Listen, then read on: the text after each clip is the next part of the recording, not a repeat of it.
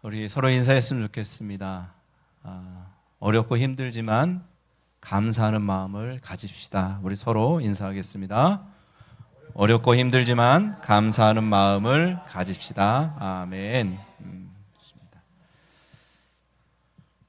오늘 앞에 있는 귀한 수확물들 이렇게 보면서 깜짝 놀랐습니다. 이렇게 많이. 그래서 제 마음에 이것을 준비하신 손길들 마음속에 하나님에 대한 은혜와 감사가 넘치는구나 라는 생각이 들면서 제 우울했던 마음이 꽃이 피기 시작하더라고요. 그래서 제 삶이 꽃피는 그런 장식이 아닌가라는 생각이 들면서 교회 이름을 깨알같이 홍보를 좀 해봤습니다. 오늘은 추수감사주일입니다. 교회가 추수감사절을 절기로 정하고 예배하는 이유가 무엇일까요? 그 이유는 1620년 가을에 메이플라워라는 배를 타고 영국을 떠나서 미국으로 건너간 기독교인들, 그들을 뭐라고 부르냐면 필그림 파더스라고 이야기합니다. 필그림 파더스. 102명의 성도들이 신앙의 고백을 한 것을 기념하기 위해서 우리는 추수감사절을 절기로 정하고 예배를 하고 있습니다. 바로 추수감사절의 정신은 필그림 파더스라는 102명의 성도들의 신앙 고백의 정신이다라고 말을 할 수가 있는 것이죠.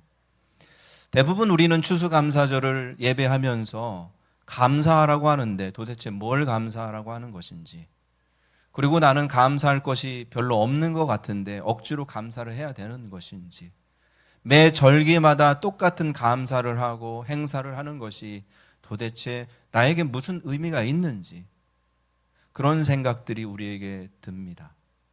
그 이유는 추수감사절의 정신이 무엇인지 우리가 잘 알지 못하기 때문이다라는 생각이 들었습니다. 그래서 저는 한 주간 동안 추수감사절에 관련된 역사와 이야기를 파기 시작했고, 너무나도 감사한 것은 귀한 역사적 자료를 발견할 수 있었고, 그 안에 남겨진 102명의 성도들의 신앙의 고백이 무엇인지를 알 수 있었습니다. 그래서 오늘은 여러분들과 그 이야기를 함께 먼저 나누도록 하겠습니다. 왜 102명의 필그림 파더스는 자기의 조국이자 자기의 고향을 떠나 미국으로 가야만 했었는가에 대한 이야기부터 드리겠습니다. 그 이유는 바로 왕권 신수설 때문이었습니다. 여러분 혹시 기억이 나시나요? 왕권 신수설 기억나시나요? 루이 14세 이야기했었고 보시에 신부님 얘기했었죠? 네.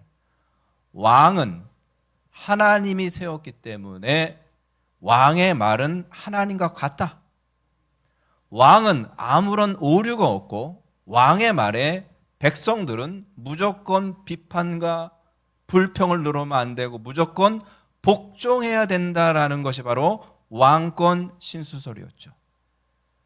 이 필그림 파더스가 살아갈 당시 영국의 왕은 제임스 1세라는 왕이었습니다. 바로 이 사람이에요. 이 제임스 1세는 왕권 신수설을 주장하면서 교회를, 특히 청교도 신앙을 가진 사람들을 탄압하기 시작했는데요. 그 이유는 무엇이냐? 이 청교도 성도들은 성경 중심적인 신앙을 가졌던 사람입니다.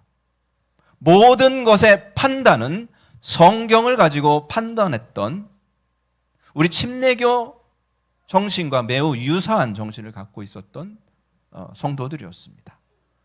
그런데 제임스 1세가 말하는 왕권 신수설을 성경적으로 보니까 하나님은 왕을 세운 적이 없어요.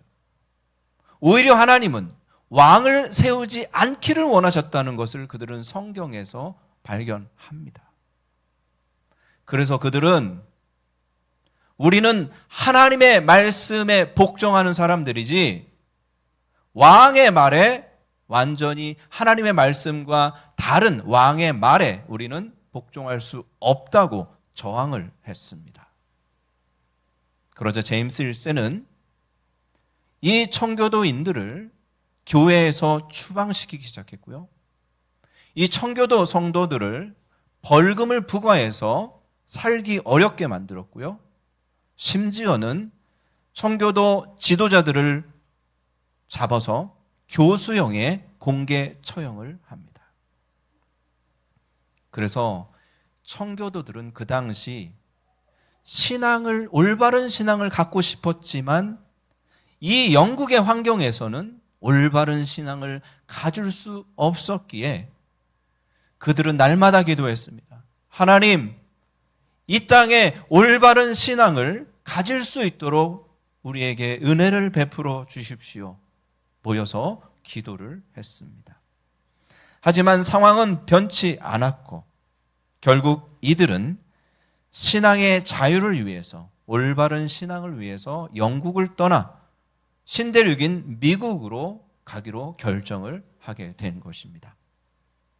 그래서 제가 영국에 있을 때 이 메이플라워가 전시되어 있는 항구에 가서 직접 본 적이 있는데 이 메이플라워 호를 타고 미국으로 갑니다.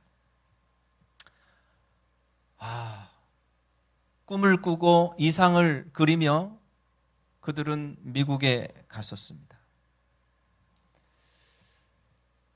저는 과연 이들이 그 땅에 정착하는 과정에서 어떤 일이 있었는가?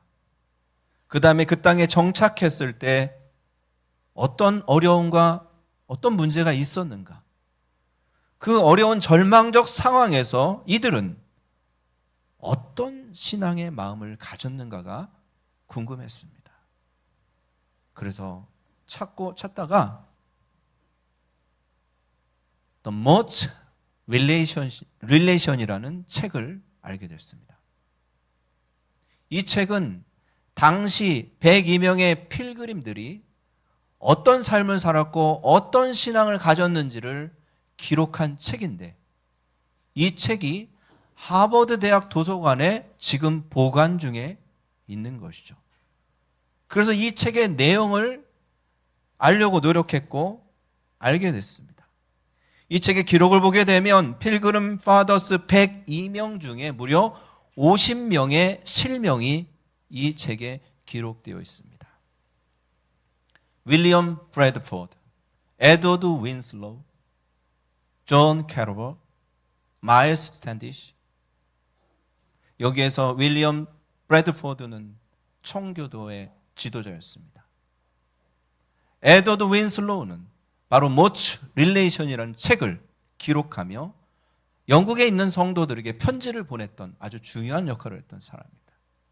존 캐러버는 메이플라워의 선장이었으며 안타깝지만 그는 미국 정착해서 죽음을 맞이합니다. 마일스 스탠디시는 군인이었고 청교도들을 보호하는 안전을 책임진 사람입니다. 이 사람들이 1620년 배를 타고 미국으로 넘어갔는데 언제 도착했냐면 1621년도에 도착합니다. 그들은 미국 땅에 정착해서 하나님께 예배를 드립니다. 그런데 그 예배하는 순간은 어떤 상황이었는가? 아주 처참한 상황이었습니다. 기록을 보게 되면 102명 중에 무려 45명이 굶주림과 전염병으로 영양 부족으로 죽었습니다.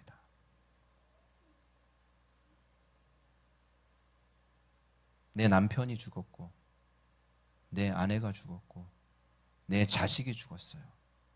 가족의 절반이 죽었습니다. 이들 중에는 그 암담한 현실, 처참한 현실을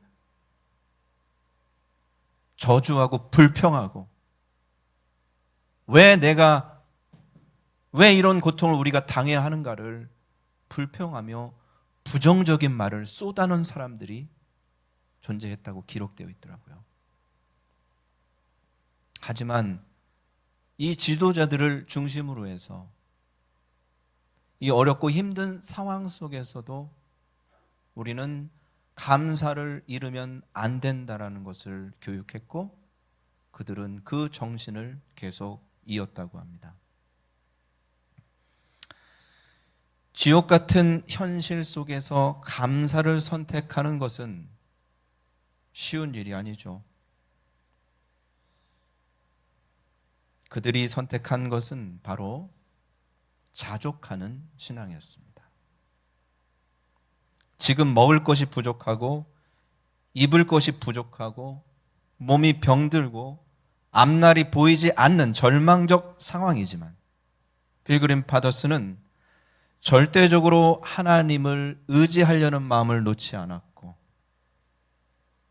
하나님이 우리에게 베푸신 은혜들을 생각하며 그 은혜를 찬양과 고백으로 드렸습니다.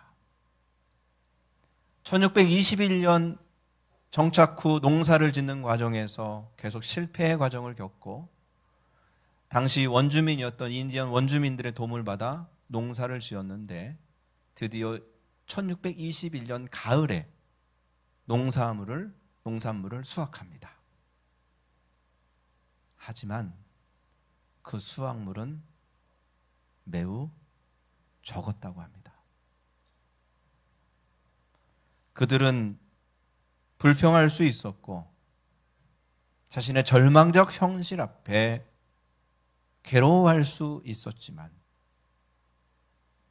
그런 상황에서도 이들은 말했습니다. 에드워드 윈슬로우가 쓴 편지에 이 기록이 남아있으면 제가 읽어드릴게요. 우리의 첫 수확은 작지만 하나님께서 주신 수확에 감사하며 우리가 받은 하나님의 은혜를 나누고 서로 기쁨을 나누는 것이 중요하다 말했습니다. 이것이 바로 추수감사절의 정신입니다. 추수감사절의 정신. 물질적 부족에 대해 불평하지 않고 하나님께서 주신 현재의 것에 만족하고 감사하는 것이 추수감사절의 정신입니다.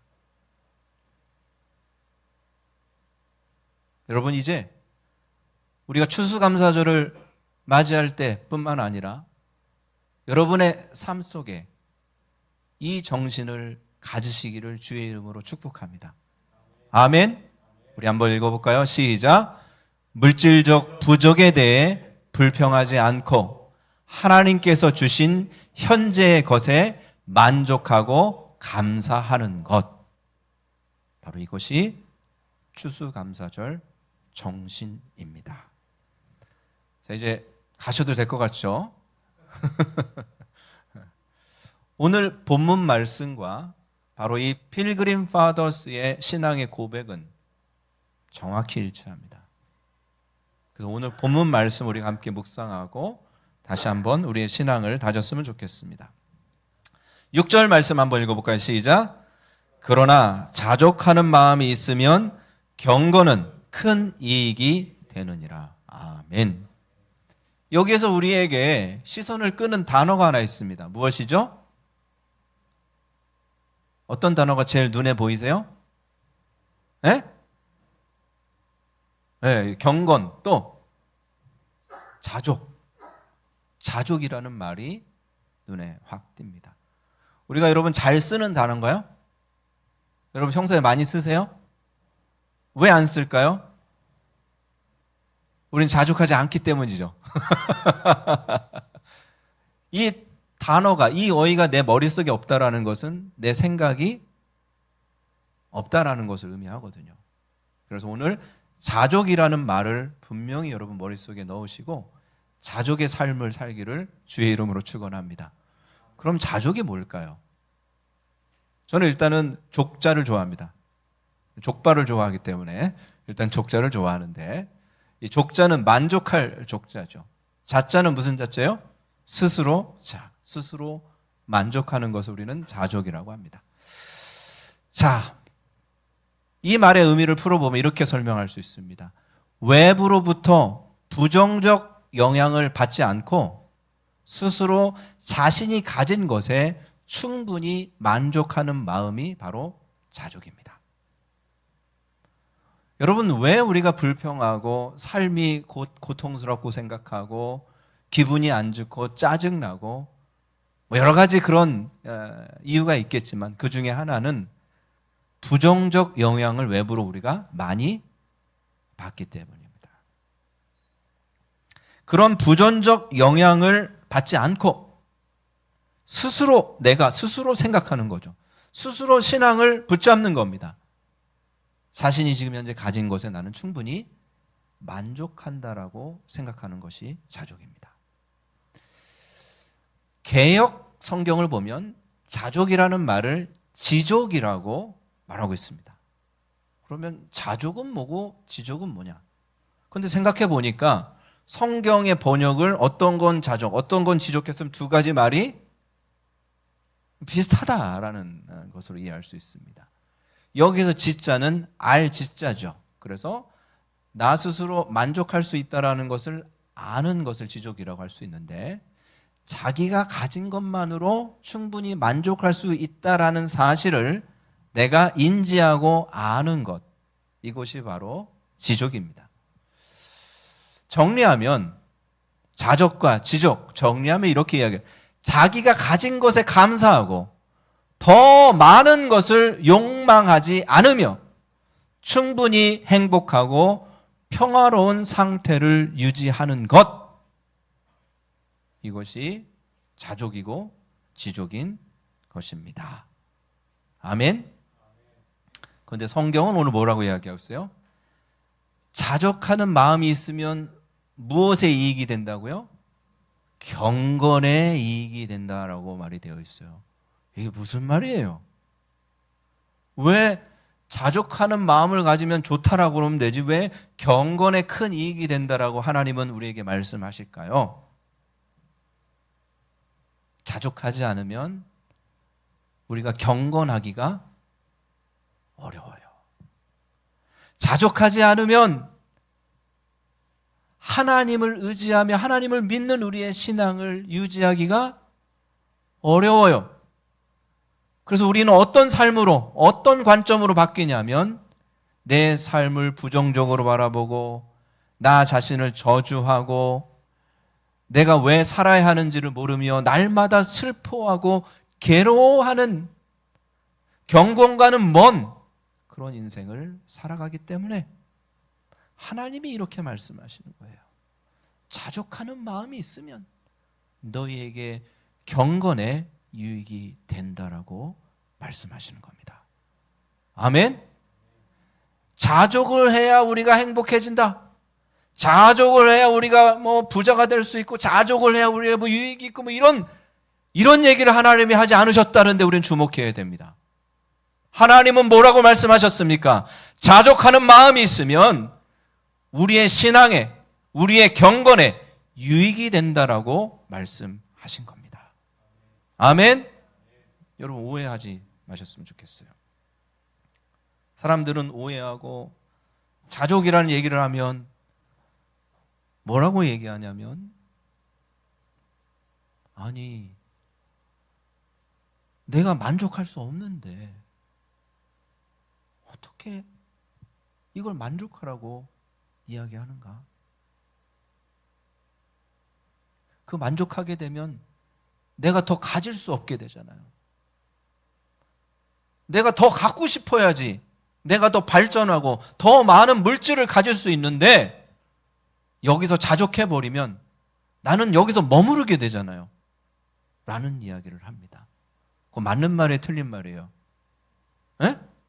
맞는 말이면서 틀린 말입니다. 무슨 말이냐? 맞아요. 내가 이 현재 수준에 만족하면 발전하지 않아요. 그 얘기는 맞는 말이에요. 그렇죠? 그런데 성경이 말하는 건 무엇을 얘기하는 거예요? 자족하는 것이 우리의 신앙에 유익이 된다고 말씀하시는 거예요. 에? 요거를 우리가 헷갈리면 안 됩니다. 혹시 제 말이 무슨 말인지 좀 약간 고개가 갸우뚱되시는 분은 이따 식사 시간에 저를 찾아주시면 좀 더 제가 설명을 드리도록 하겠습니다. 제가 좀 미비해서 설명을 잘 못 드리는 부분이 있어서 혹시 좀 헷갈리실 수 있는데 그거는 하겠습니다. 시간 관계상 이건 좀 넘어가야 될 것 같습니다. 저도 이 부분을 깊이 생각하면서 자족하는 마음이 나에게 있는가, 그리고 그 자족하는 마음을 선택함으로 내 신앙의 이익을 만들어내는가를 생각해 봤습니다. 많지 않더라고요. 저 또한 더 많은 것을 가지려는 욕망으로 제 마음에 있는 거예요. 제가 집사람이랑 지금까지 결혼 생활하면서 항상 관계가 좋았다고 그러면 저는 거짓말쟁이죠. 그렇죠? 네. 그러면 언제 좋았고 언제 좋지 않았는가를 저는 말씀을 묵상하면서 그 생각이 번뜩 들더라고요. 요즘 제가 집사람을 사랑하는 마음이 막 커지고 있거든요. 그래서 왜 그러는가 생각해 봤고, 요 앞전에 사랑하는 마음이 매우 식어져 있었거든요. 왜 그랬을까? 이 생각을 하면서 저 자신을 들여다봤어요. 보니까 이거예요. 제가 집사람이 마음에 들지 않는 거예요. 만족하지 못하는 거예요. 이 사람이 좀 이랬으면 좋겠다, 좀 요렇게 좀 했으면 좋겠다라는 마음이 쑥 들어오면 제 마음에 아내를 사랑하는 마음과 만족하는 마음이 쑥 내려가더라고요. 근데 제가 아내를 보면서 만족하는 마음이 생기잖아요. 그러면 사랑하는 마음이 쑥 올라오면서 관계가 좋아지는 거예요. 그러면 집사람이 변했는가요? 아니요, 우리 집사람은 변함이 없어요. 일관적인 사람이에요. 이게 부정적 얘기로 한 거 아닙니다. 오해하지 마십시오. 소나무 같은 사람이에요. 네? 그럼 무엇의 변화가 있었던 거죠? 제가 바라보는 눈에, 마음의 변화가 있었던 것입니다. 인간의 관계에서도 이 자족하는 마음이 있으면 유익이 되면서 분명히 우리의 신앙에 이익이 됩니다. 자, 7절 말씀 시작. 우리가 세상에 아무것도 가지고 온 것이 없으며 또한 아무것도 가지고 가지 못하리니. 그렇습니다.